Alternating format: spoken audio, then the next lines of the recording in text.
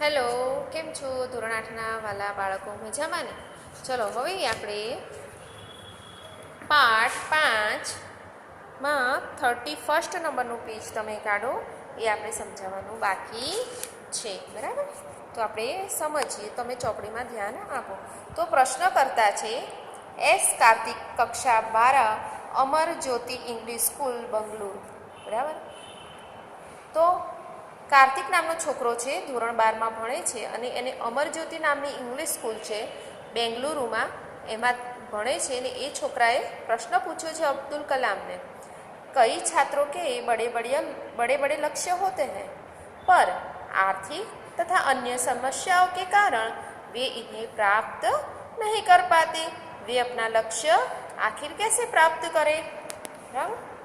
तो ये बाळक શું કહે છે કે કેટલાક વિદ્યાર્થીઓ એવા છે કે જેમનું લક્ષ્ય મોટું છે, જેમ કે કોઈક એવા છે જેને ડૉક્ટર બનવું છે, એન્જિનિયર બનવું છે, પણ એ લોકોની પરિસ્થિતિ આર્થિક રીતે પણ, એટલે કે પૈસે ટકે પણ એ પહોંચી વળે એમ નથી, અને બીજી અન્ય સમસ્યાઓ પણ છે. તો એના માટે તમે શું કહો છો? તો એમને પોતાનું લક્ષ્ય પ્રાપ્ત કરવા માટે શું કરવું જોઈએ? ત્યારે ડૉક્ટર કલામ જવાબ આપે છે, स्कूल में पढ़ाई में अच्छा प्रदर्शन करने पर छात्रवृत्ति प्राप्त होगी, साथ ही उच्च शिक्षा के लिए बैंकों से ऋण लेने हेतु पात्रता भी बनेगी. जीवन में ऊंचा लक्ष्य निर्धारित करने पर बाधाएं तो आती ही है. हमें कठोर परिश्रम और उत्कृष्ट कार्यों से इन्हें पराजित करना होगा. विघ्न बाधाओं से व्यक्ति को पराजित नहीं होना चाहिए. तो डॉक्टर कलाम શું કહે છે કે સ્કૂલ તમારે એ બાળકોએ શું કરવું જોઈએ જે આર્થિક રીતે અને બીજી સમસ્યાઓથી પરેશાન છે? તો ડૉક્ટર કલામ શું કહે છે કે સ્કૂલની અંદર એમણે વધારે મહેનત કરી અને ભણવામાં એમણે આગળ આવવું જોઈએ, સારા પર્સન્ટેજ લાવવા જોઈએ અને પોતાનું પ્રદર્શન, એટલે કે પોતાનું ભણવાનું હોમવર્ક બધું પ્રદર્શન સારું કરવું જોઈએ અને પોતાનો વ્યવહાર બી સારો રાખવો જોઈએ. તો એમને શું થાય છે? છાત્રવૃત્તિ મળે છે. છાત્રવૃત્તિ એટલે શું કે તમને જે અત્યારે સરકારે કાઢેલું છે, સ્કીમ કાઢેલી છે કે જે સારું ભણતા હોય છોકરાઓ, તો એમને આર્થિક રીતે પરિસ્થિતિ એમની સારી ના હોય અને ભણવામાં સારા હોય, એમના સારા ટકા હોય, સારા માર્ક્સ હોય, તો એમને છાત્રવૃત્તિ મળે છે. બરાબર? એટલે કે સરકાર તરફથી ભણવા માટે એમને પૈસા મળે છે. તો એટલે એ બાળકે ખૂબ જ મહેનત કરવી જોઈએ જેથી એને સરકાર તરફથી છાત્રવૃત્તિ મળી શકે. બરાબર? હવે સાથે જ એણે શું કરવું જોઈએ કે એનું જો પ્રદર્શન સારું હોય કે તો એને શું થાય, વિદ્યાર્થીઓ એટલે સ્ટુડન્ટ માટેની લોન પણ બેંકમાંથી મળે છે. ઋણ એટલે શું થાય?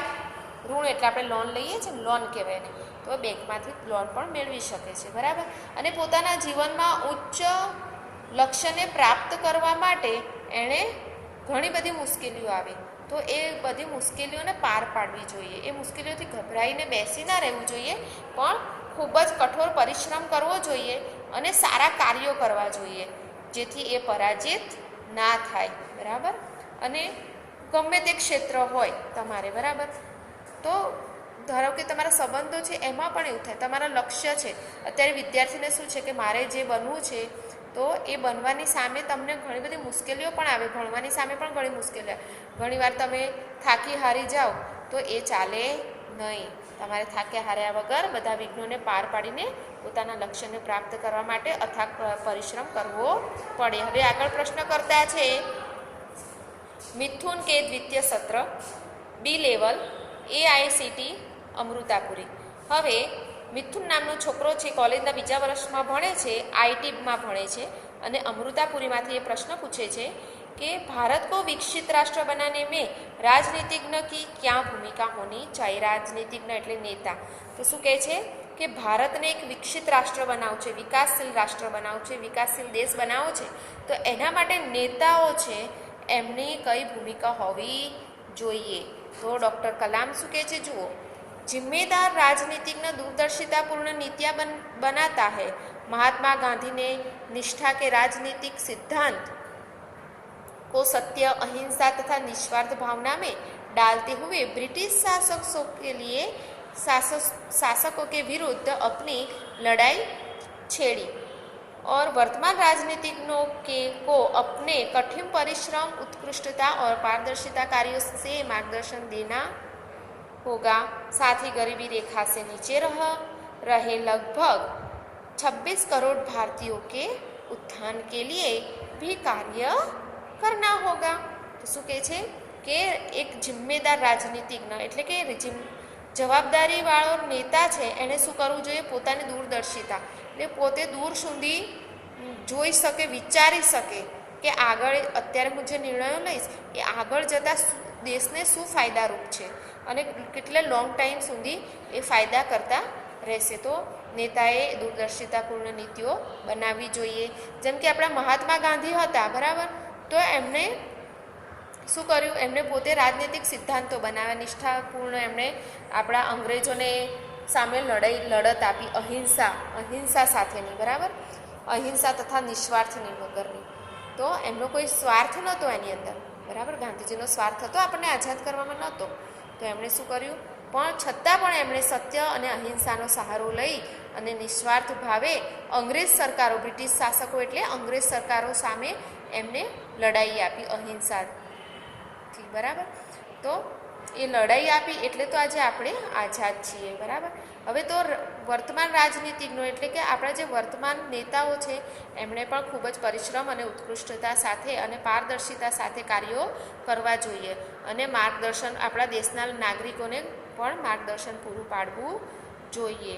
બીજું છે કે ગરીબી રેખા. હવે ગરીબ છે એ લોકો જે ગરીબી રેખા નીચે આવે છે એવા કેવા આપણા 26 કરોડ ભારતીયોમાંથી જેટલા ગરીબી રેખા નીચે આવે છે એટલાના ઉત્થાન માટે એટલે એ લોકોની પ્રગતિ માટે પણ એમણે કાર્યશીલ રહેવું જોઈએ. હવે નીચે છે પ્રશ્નકર્તા શ્રી નંદિતા સુબી, તૃતીય વર્ષ MGR ઇન્સ્ટિટ્યૂટ ચેન્નઈ. હવે નંદિતા નામની છોકરી જે ત્રીજા વર્ષમાં ભણે છે કોલેજના MGR ઇન્સ્ટિટ્યૂટમાંથી, એ ચેન્નઈમાંથી પ્રશ્ન પૂછે છે કે रक्षा की दृष्टि से विजन 2020 का लक्ष्य पाने में महिलाओं की क्या भूमिका हो सकती है.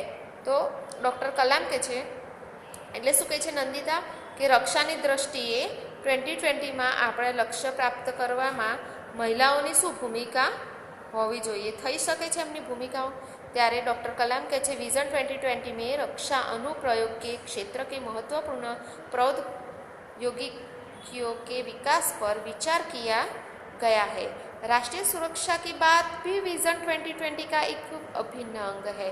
सशस्त्र सेनाओं में नियुक्ति के लिए पुरुष और महिला के आधार पर कोई भेदभाव नहीं किया जाता. तीनों सेनाओं में पर्याप्त महिला अधिकारी नियुक्त है. राष्ट्रीय रक्षा क्षमताओं में वृद्धि के लिए महिलाएं उच्च स्तरीय सामरिक सेना बहुगुणक उपकरणों पर कार्य करके भी अपना सहयोग दे सकती है. હવે ડૉક્ટર કલામ શું જવાબ આપે છે કે આપણી જે ત્રણેય સેનાઓ છે એની અંદર મહિલાઓને પણ સામેલ કરવામાં આવેલ છે અને મહિલાઓને પણ એટલો હક છે જેટલો પુરુષોને હક છે, બરાબર. અને ભારતીય સેનામાં પુરુષ અને મહિલાઓની નિયુક્તિમાં ભેદભાવ કરવામાં આવતો નથી. આજે સેનામાં પણ મહિલાઓ ઉચ્ચ સ્તરીય સેવા પ્રદાન કરે છે, બરાબર. ચલો હવે આગળ છે प्रश्नकर्ता जोधपुर दौरे पर डॉक्टर कलाम से एक बच्चे द्वारा पूछा गया प्रश्न. હવે જ્યારે ડૉક્ટર કલામ જોધપુર જાય છે, બરાબર, ત્યારે એમના ચાહકો જે હોય છે ભેગા થયા હોય છે એમાંથી એક બાળક એમને પ્રશ્ન પૂછે છે, क्या हम अति विशिष्ट व्यक्तियों के दौरे पर हो रहे अनावश्यक खर्चे कम नहीं कर सकते. શું કહે છે કે જ્યારે નેતાઓ આવે છે, વ્યક્તિઓ આવે છે અતિ વિશિષ્ટ દોરે પર હો રહે અનાવશ્યક એટલે આવશ્યક નથી એવા ખર્ચાઓ નેતાઓ જે છે એ એમાં આપણે કમ કરી નથી શકતા, એટલે ઓછા ખર્ચા કરી શકતા નથી, જેટલા આવશ્યક નથી એ ખર્ચા, અનાવશ્યક ખર્ચા આપણે શું કરવા કરીએ છીએ. ત્યારે ડૉક્ટર કલામ જવાબ આપે છે, तुमने इस मंच पर एक बड़ी सी कुर्सी देखी होगी, वह कुर्सी अब यहाँ पर नहीं है. ठीक ऐसे ही अनुत्पादक चीज़ों पर हो रहे अनावश्यक खर्च भविष्य में नहीं होंगे. तो डॉक्टर कलाम એ બાળકને ખુરશીનું ઉદાહરણ આપતા કહે છે કે ભવિષ્યમાં જે આવશ્યક નથી એવા ખર્ચાઓ જે થાય છે અત્યારે એ ખર્ચા ભવિષ્યમાં થશે નહીં. બરાબર. અહીં આપણો પાઠ પૂરો થાય છે. અઘરા શબ્દોના મટીરિયલમાં હું મૂકીશ, તમારે લખવાના છે 3 વખત અને શબ્દાર્થ પણ 3 વખત લખવાના રહેશે. બાય.